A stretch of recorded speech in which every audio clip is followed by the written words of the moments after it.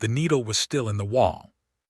That was the first thing Fleet Analyst Voreth noticed when she entered the human diplomatic chamber. Not the delegation, not the unusual configuration of the room. The needle, thin as a wire filament matte gray, embedded 2 centimeters deep into the reinforced polymer partition at approximately chest height. No impact crater, no stress fractures in the surrounding material. Just the needle, perfectly placed as though it had always been there. She filed a notation. Artifact origin unknown, threat assessment minimal. She would think about that notation for the rest of her life. The galactic sovereignty had not expected resistance. That was the foundational error, not tactical, not strategic, but philosophical. When Fleet Commander Thesivar Doan presented the encirclement doctrine to the Imperial Deliberation Council 14 cycles prior, the central assumption had been stated plainly in the opening line of the proposal. Humanity will recognize the futility of opposition before opposition becomes necessary. It was a reasonable assumption. By every measurable metric available to sovereignty intelligence networks, humanity was a mid-tier species. Moderate technological development, limited interstellar reach, barely 37 colony systems, most of them resource extraction operations rather than true population centers. A biology that required constant atmospheric maintenance, liquid water intake, and most critically, sleep. A third of every human cycle spent in unconscious vulnerability. The sovereignty's xenobiologists had flagged this as a significant strategic weakness in their initial assessments. The assessments were not wrong exactly. Sleep was a vulnerability. They had simply failed to understand what humans did with the other 2/3. Analyst Voreth. The voice belonged to Subcommander Ureth, her immediate superior, who had arrived 3 minutes after she had, and was already cataloging the room with the practiced efficiency of a species that had been conducting diplomatic annexations for 900 years. Your preliminary read. The chamber is configured incorrectly, she said. Meaning? The human delegation's seating faces a 47-degree angle from optimal communication positioning. They should be disadvantaged. Defensive posture, limited field of visual information relative to our position. She paused. They chose this configuration themselves. Ureth looked at the seating arrangement, then back at her. Perhaps they miscalculated. Perhaps, she said. She looked at the needle in the wall. The encirclement itself had taken 4 cycles to position properly. 47 sovereignty dreadnoughts, backed by a support network of 612 mid-class vessels, forming a spherical blockade shell around the 17 most critical human transit corridors. Not a siege. Not yet. The doctrine specified that the first phase was asterisk demonstration. Let humanity witness the geometry of their own containment before the terms were delivered. Fleet Commander Doan had been explicit. They will see the perimeter. They will calculate the disparity. They will negotiate. What happened instead was the first mystery. Nothing happened. For 11 days following the completion of the encirclement, human space went quiet.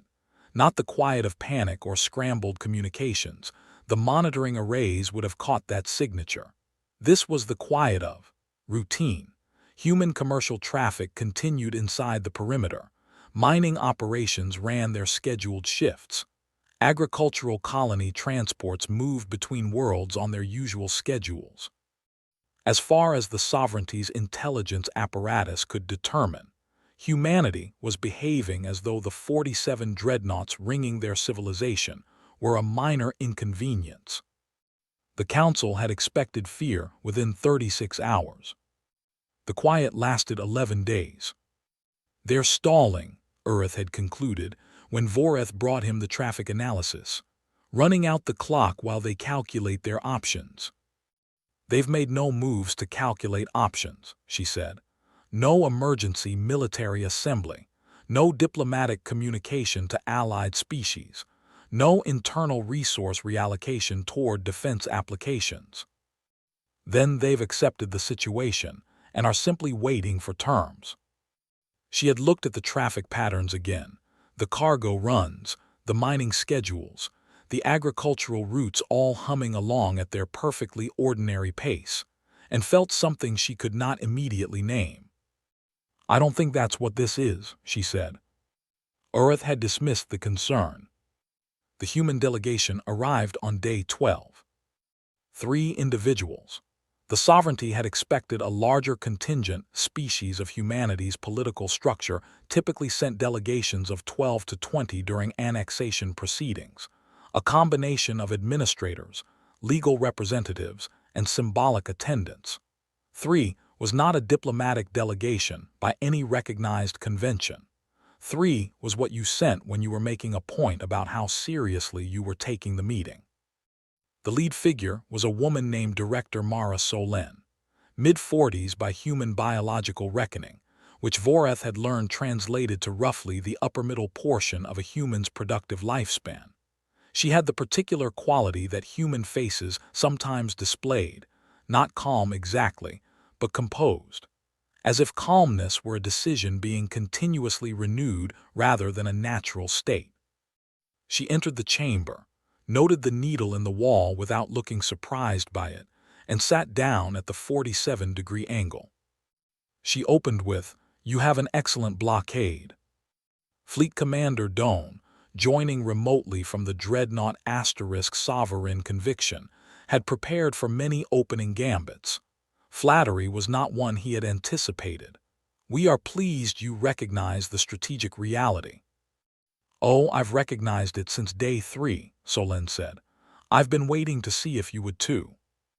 The chamber was quiet for exactly 4 seconds. "The strategic reality," Doan said carefully, "is that the sovereignty's forces completely encircle human space." "Yes," she agreed, "that's one way to read it." Voreth replayed that line in the monitoring records 17 times over the following weeks. "That's one way to read it." She had initially filed it as diplomatic misdirection, a rhetorical technique, the kind of subtle implication of hidden information designed to create uncertainty in a negotiating opponent. It was a common enough tactic. The sovereignty's own diplomatic corps used variations of it regularly. The problem was that humans, according to every behavioral study in sovereignty databases, were not sophisticated negotiators. Their diplomatic history was characterized by blunt, sometimes catastrophically blunt, direct communication. Wars had started because human ambassadors had said exactly what they meant at the wrong moment. Wars had also ended for the same reason. Director Solen's statement did not feel like misdirection. It felt like a statement of fact that Voreth did not yet have the information to decode.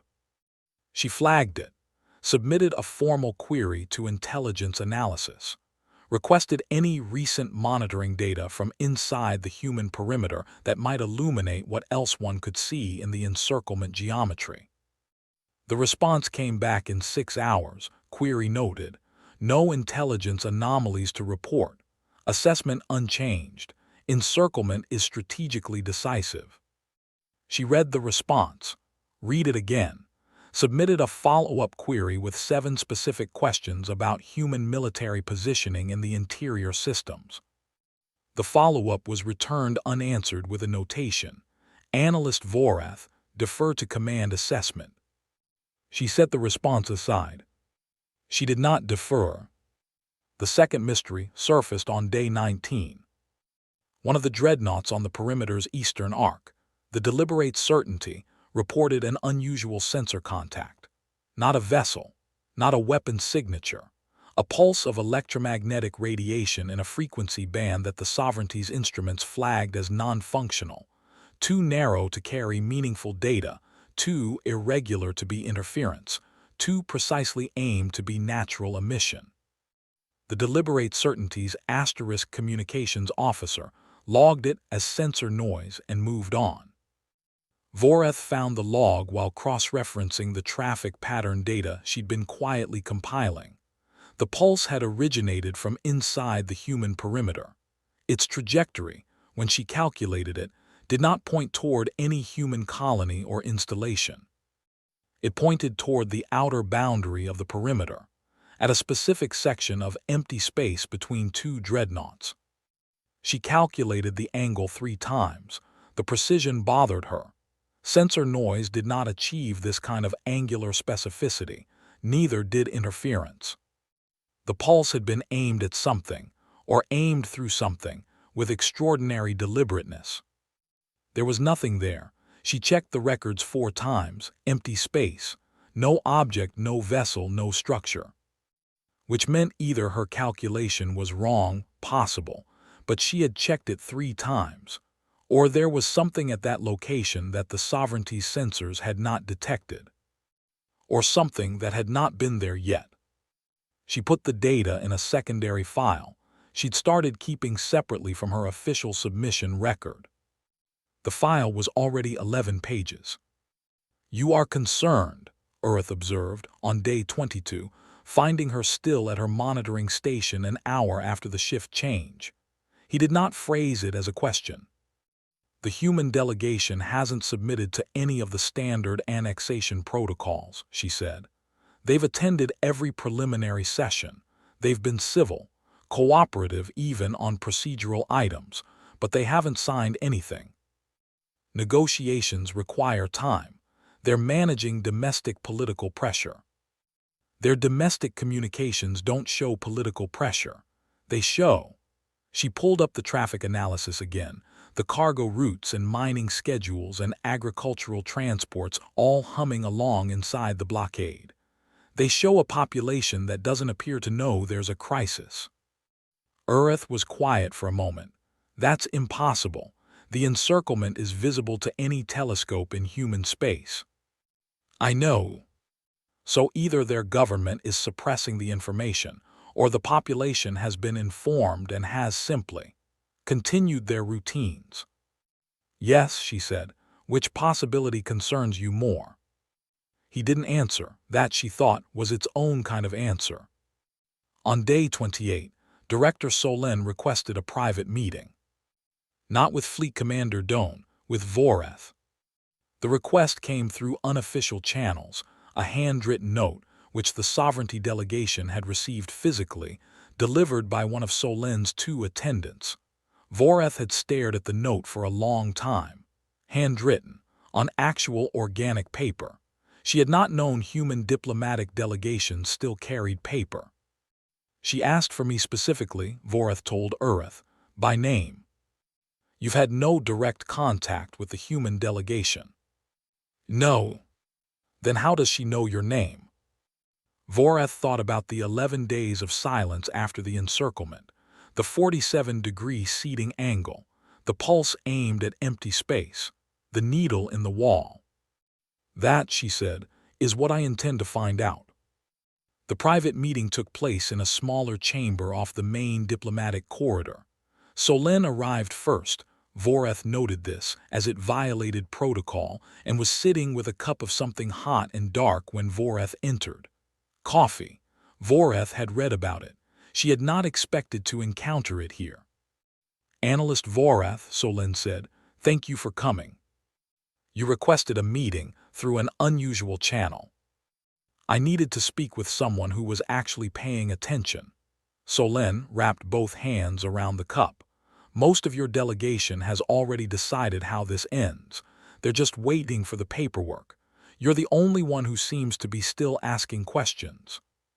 "What questions do you believe I should be asking?" Solen smiled. It was not a reassuring expression. "What happened to the needle in the wall?"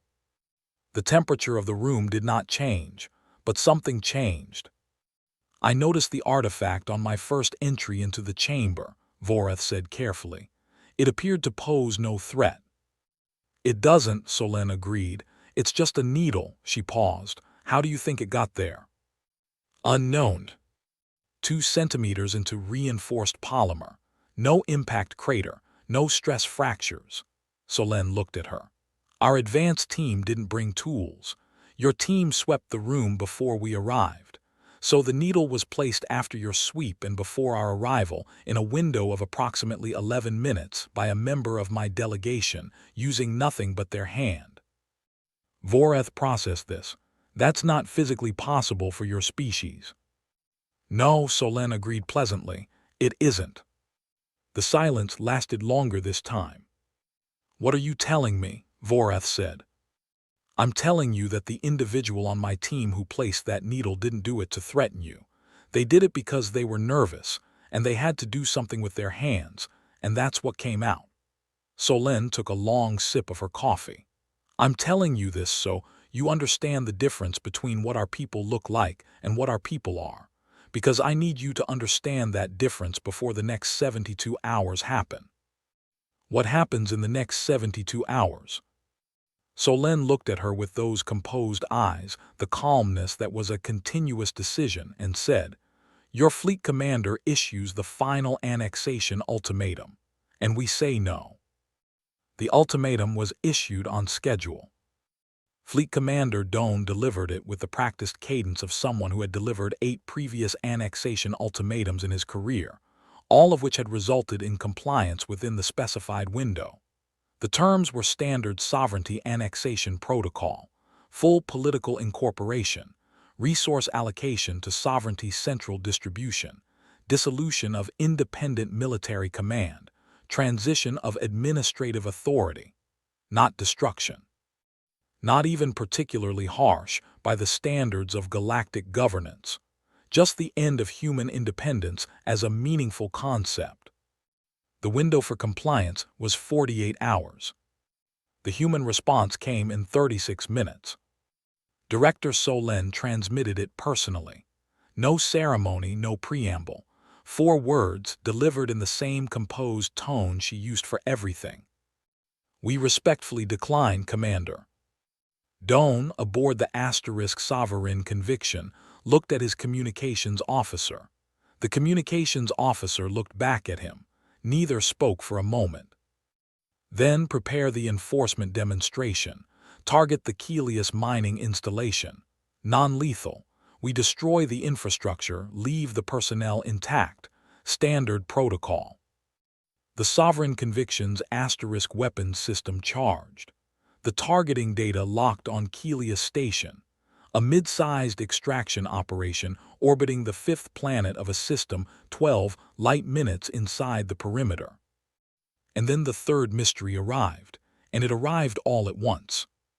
Kelius Station was already gone. Not destroyed, not evacuated, gone. The infrastructure, the personnel, the entire orbital installation, absent. The Sovereignty's targeting systems found nothing at that location except empty orbital space. Intelligence had confirmed the installation's operational status 14 hours prior. In 14 hours, the humans had relocated an entire mining station.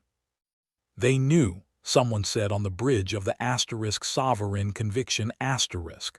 No one took credit for the statement. Doan recalibrated. Selected a second target, the agricultural hub at Marin Colony, too large to move, essential to the food supply of 3 nearby human systems. A more meaningful demonstration. The weapons lock completed. The authorization was confirmed. Marin Colony's upper orbital platform was also gone. What was left of it was debris, but old debris, cold, indicating the platform had been separated and moved days ago, not hours. The colony below was still populated. The planet itself couldn't be moved, but everything above it that could have been a weapon or a leverage point or a target had been quietly, systematically stripped away and relocated. Doan chose a 3rd target. Then a 4th.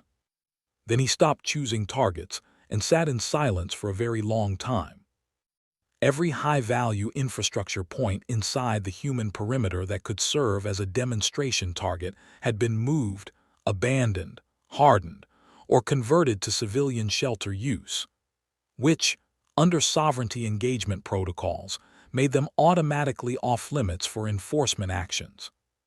The humans had studied sovereignty protocol with extraordinary care. They had used that knowledge to make approximately 60% of their own infrastructure tactically untouchable before the first ultimatum was ever delivered.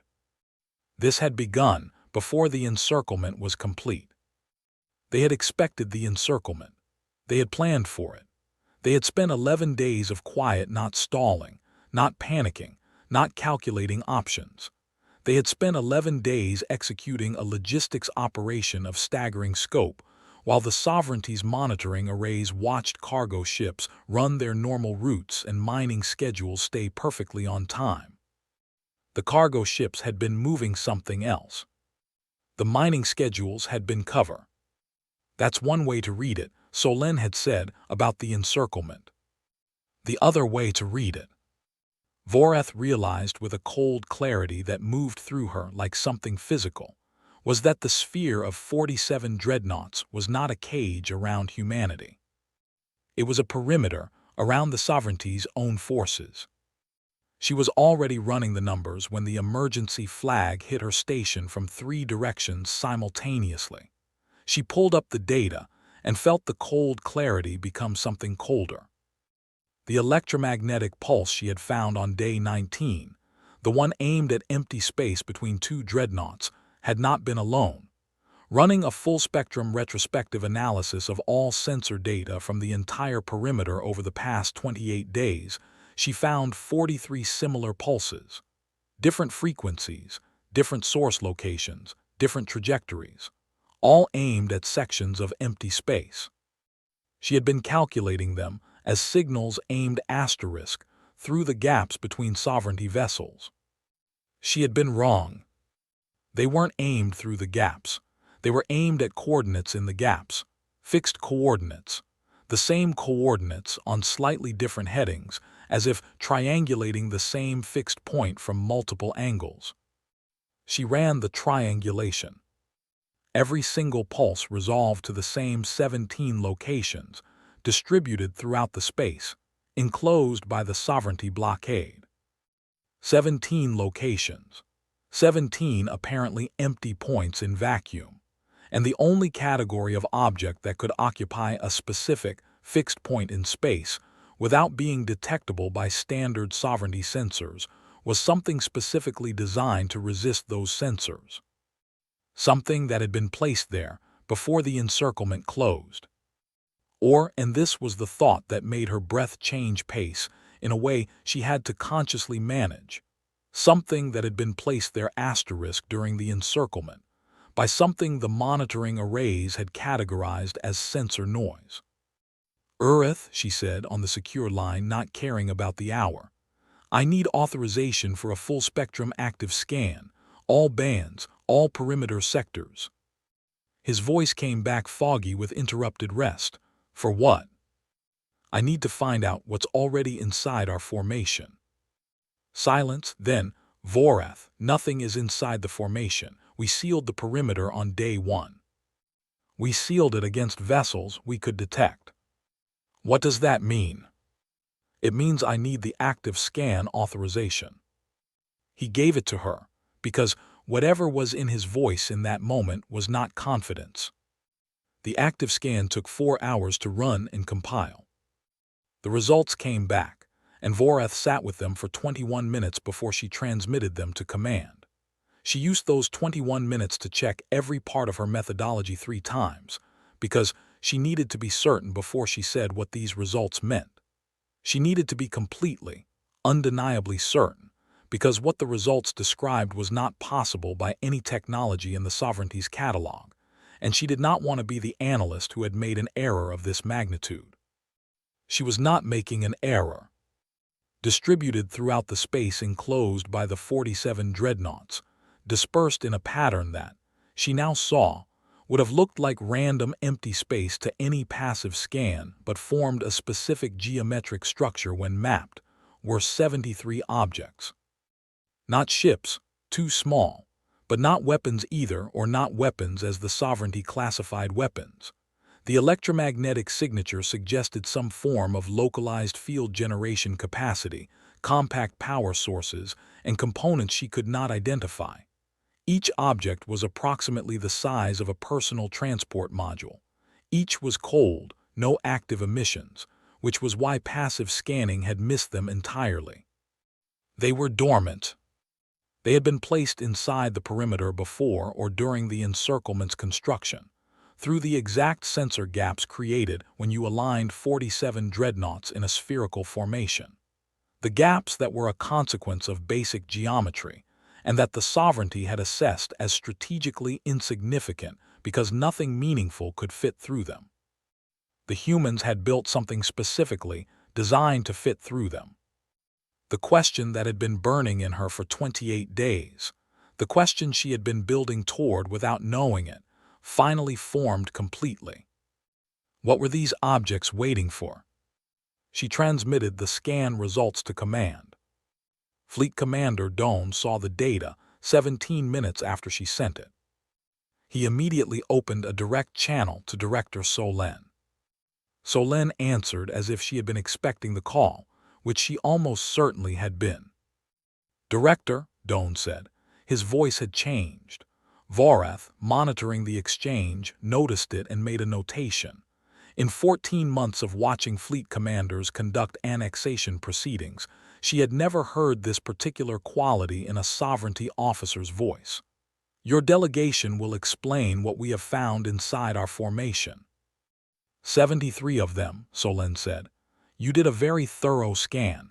We expected closer to 60 to be recoverable." "What are they?" A pause, not the pause of someone deciding whether to answer. The pause of someone choosing how much to say. "Commander," Solen said quietly, "I'd like to tell you a story about something that happened 212 years ago, before humanity had interstellar travel, before we had encountered any other species, when we only had ourselves to study." Another pause. "We discovered that we were extraordinarily good at one thing that at the time seemed like a flaw. We were good at imagining catastrophic scenarios, and then, rather than accepting them as inevitable, spending enormous amounts of time, resources, and human lives developing countermeasures for scenarios that might never happen." "Deterrence theory," Vorath said aloud to herself, pulling the concept from the human historical database she had been running in parallel for the past 19 days. Her voice was barely above a whisper. "For 200 years before we met any other species," Solen continued, "we pointed our catastrophic scenario planning apparatus at the question, what happens when we meet something more powerful than us? What do we do when a larger force completes a perfect encirclement? What do you do when every visible asset is a target and every conventional response is tactically naive?" Doan said nothing. "You build something that isn't visible," Solen said, "and you make sure it's already in position before the encirclement is finished. The devices inside our formation have been in place since day 6 of your encirclement, before you completed the final arc. We had 11 days of apparent quiet because we were not quiet at all." Vorath closed her eyes. 11 days. The mining schedules. The cargo routes. The perfectly ordinary routine of a civilization that was simultaneously performing the most extraordinary logistics operation she had ever encountered, moving assets and placing instruments through sensor gaps while 47 dreadnoughts watched the traffic and saw cargo ships running their normal routes. They ran the normal routes on purpose, so the monitoring arrays would establish a baseline. So when the special operations transports used the same corridors, they looked like the same category of traffic. "Director," Doan's voice was controlled in the way that things were controlled when significant effort was being applied to the control. "What do those devices do?" "I genuinely hoped we'd never need to show you," she said. "That's the truth. We've had this capability for 60 years and never activated it. We built it for exactly this scenario and spent 60 years hoping the scenario would never arrive." "What do they do?" Solen set down her coffee cup. Vorath could hear it in the transmission, the small ceramic sound of an object placed carefully on a surface. "Locally," Solen said, "they generate a field disruption specific to sovereignty drive architecture. We spent 11 years reverse engineering your propulsion signatures from civilian traffic observations before we formally met you. We know your drives quite well." A pause. "Within the field radius of 73 simultaneously activated units, which covers, we calculate, About 94% of your current formation, Sovereignty FTL drives will be inoperable. For an extended duration, we'd rather not specify. The silence from Doan's end of the channel was the loudest thing Voreth had heard in her career. You cannot activate those devices, Doan said. Activating them traps both our forces inside the perimeter. Yes, Solen agreed. Your dreadnoughts with their crews would be unable to leave human space for an extended period, during which time they would require resupply, which would need to come through us. She paused again. We've done the logistics. We can sustain your crews. You'd be our guests. Unwilling ones, which is unfortunate, but we do our best. This is mutually destructive. Yes, that's what deterrence is. You would trap your own civilization inside the perimeter as well. Commander, Voreth heard something shift in Solen's voice, not the calmness breaking, but the calmness revealing what it had been containing. We've been inside the perimeter since day one of your encirclement. We simply decided to make the perimeter work for us instead of against us. We'd already moved everything worth moving. We'd already hardened everything worth hardening. We can maintain ourselves inside this boundary for years. Your forces cannot. Dawn started to speak. And before you ask, Solen continued, yes, we know what happens if you manage to destroy the devices before they can be activated. We have redundancies you haven't found. Your scan found 73. The activation threshold is 40. We built in a margin. A pause. We also know what happens if you attempt a full military assault on human population centers in response. We have deterrence architecture for that scenario as well. Different technology. We've been building deterrence for 200 years, Commander. We have layers. How many layers? Voreth asked before she realized she was doing it. She was not on the channel. She opened the channel. Protocols be damned. Director Solen, how many layers? There was a brief pause, and then Solen said, as if she had always known Voreth would ask that question eventually. Analyst, I want you to think very carefully about whether you want an answer to that. The sovereignty withdrawal took 9 days to negotiate. Not because the terms were complicated. Because Doan needed the 9 days to submit the situation to the Imperial Deliberation Council, receive confirmation that his strategic read was correct, receive a secondary analysis confirming the first, and then sit with the reality of what the analysis meant. The devices were real. The layers were real. The 60 years of catastrophic scenario planning, the reverse-engineered drive signatures, the decoy traffic patterns, the logistics operation that had run invisibly beneath the apparent quiet of 11 days, all of it was real, and all of it had been in motion before the encirclement was half built. They knew we were coming, Earth said to Voreth, on the 7th day of negotiation, standing at the viewport of their transport vessel, looking out at the geometry of the blockade they were preparing to unbuild. Before we sealed the perimeter. Before the Council approved the encirclement doctrine, Voreth said, probably before Doan presented it. How is that possible? They've been watching us for 60 years, running scenarios, looking at our own historical pattern of expansion and seeing what comes next. She paused. They study catastrophic possibilities the way other species avoid thinking about them. Their word for it used to be game theory, but it's more than that. It's an entire cultural orientation toward imagining the worst and then solving for it. They built a deterrent for a threat that hadn't materialized yet. They built deterrents for a dozen threats that hadn't materialized yet. This was one scenario among many they'd prepared for. Earth was quiet. The needle in the wall, he said finally. What was that? Exactly what Solen told me. A member of her delegation was nervous and needed to do something with their hands. She looked at the viewport, at the dreadnoughts slowly changing their positions as the withdrawal geometry was worked out. They pushed a needle 2 centimeters into reinforced polymer because they were anxious, and that was the physical outlet available to them. Under that kind of stress, one of our diplomatic personnel would have requested medical support. Yes, Humans just push needles into walls. They push needles into walls and then sit down at a 47-degree disadvantaged angle and run a 60-year deterrence architecture against the most powerful military force in the known galaxy, and they do it with the same quality of attention. She paused. They are nervous in ways that make them more focused, not less. Fear is not incapacitating for them. It's directive. Ureth turned from the viewport. Vorath, what are the other layers she mentioned? I don't know. You didn't ask.